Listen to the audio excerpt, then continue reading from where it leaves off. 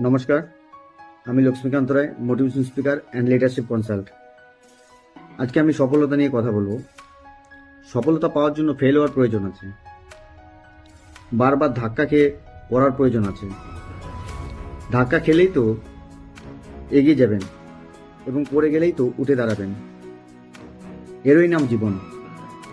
সফলতা পাওয়ার জন্য কিছু নিয়মাবলী আমি বলে দেব। First, education.